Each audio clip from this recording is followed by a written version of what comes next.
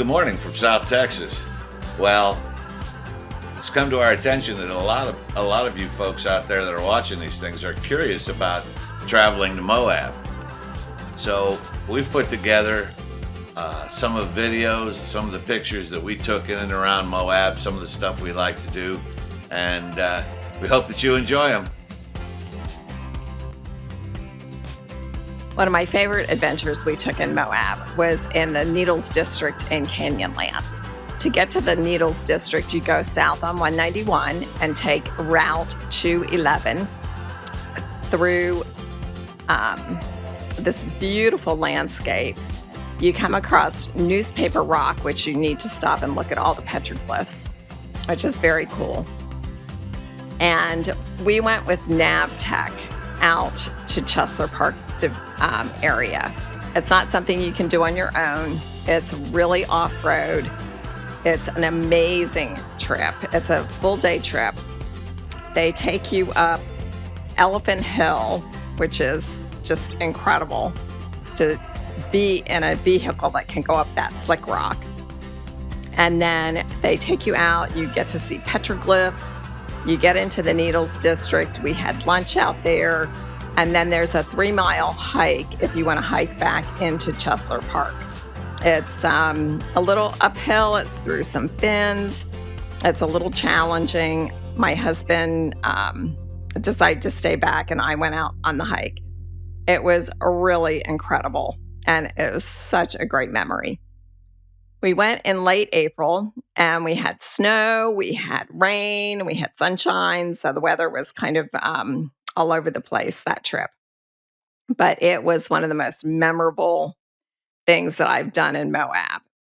So think about doing something off the beaten track, because there is nothing that compares to getting out into the solitude and the quiet of these places. It was just so memorable.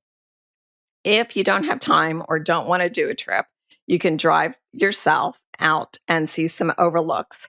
You can also stop at Dugout Ranch, which was a place the cowboys used at the time when they were ranching out in that area. So that is one idea.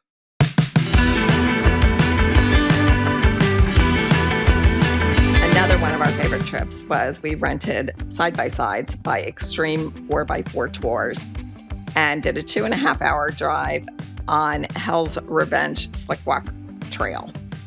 There were spectacular vistas all along the way, and you drive out over slick rock, over big hills and steep descents. It was awesome.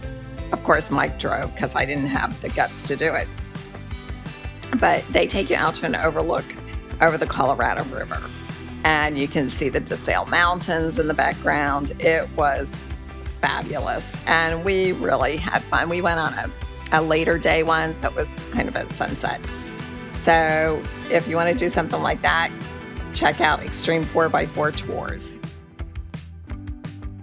Another trip that we did with Navtech was a half-day 4x4 tour out in Arches. It was off the beaten track. It was awesome.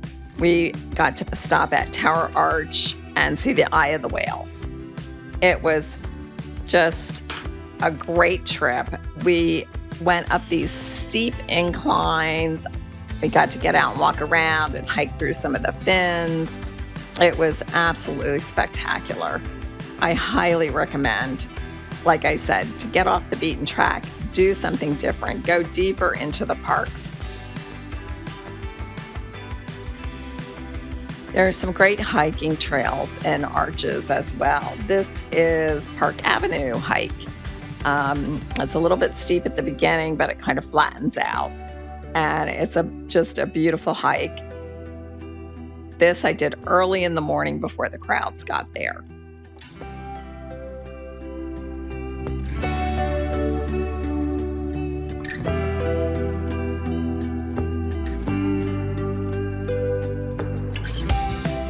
A beautiful drive is on Route 128, which runs right along the Colorado River. If it rains, you really want to take the drive because there are spectacular waterfalls off of the cliffs.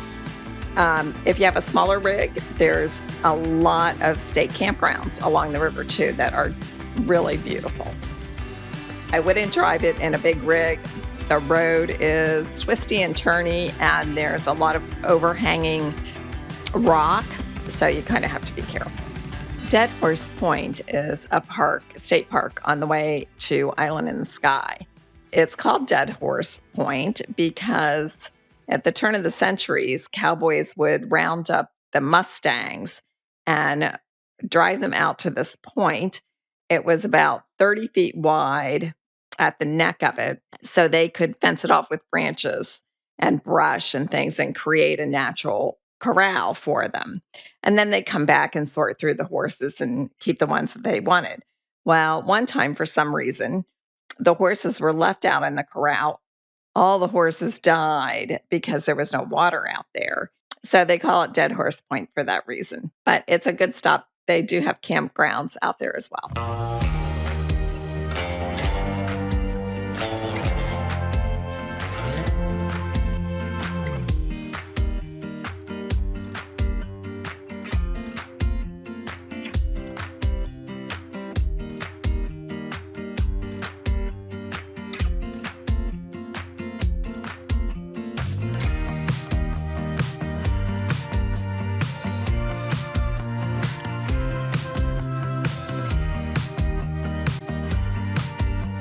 Well, we hope you enjoyed this. I hope you can get out and do something off the beaten track, away from the crowds, and enjoy your time in Moab. Thanks for watching. We appreciate your time. And if you like this video, can you hit the subscribe button and share it with some of your friends? Thanks a lot. We'll see you down the road. We are Herons on the Fly.